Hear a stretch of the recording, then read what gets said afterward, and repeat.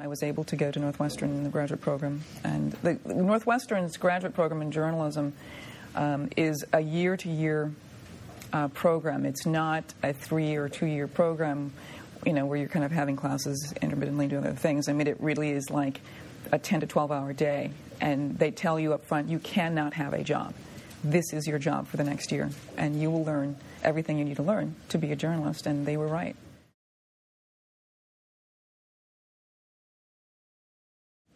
It was very interesting working in Chicago. You really learn a lot about Chicago as a working person. As a student, I loved Chicago. It was really wonderful to be there. And in any kind of academic environment, you really learn about theories and ideas and philosophies and agendas, and you kind of operate from a position of strength because you're only looking at these things. But as you're working in the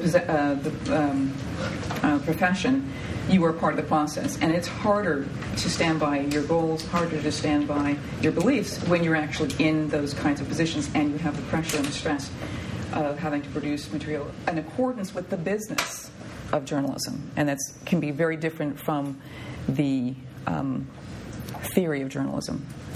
And I think that's the difference when you actually move out into the world.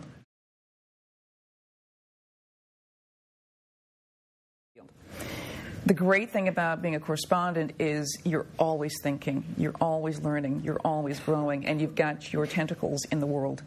And you're always talking to people to figure out what's going on, and then you pitch stories, and you can go out and do those stories, and you're kind of always busy. I like that. The problem is with corresponding is that, you maybe pitch 10 stories, and maybe one story gets really on the air.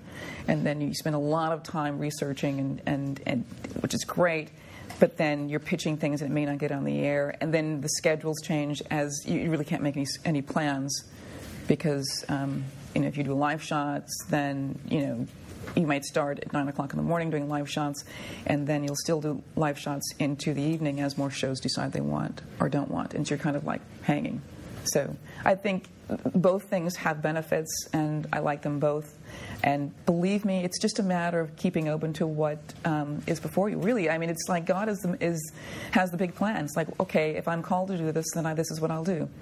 Cardinal Egan said something that I thought was really, really profound, and I've been trying to kind of live up or live down to it. I don't know.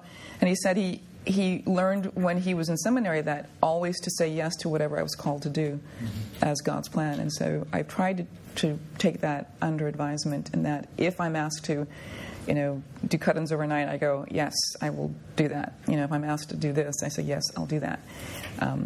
I've never been asked to do something that violates my faith, so I think that's the only time I would say no.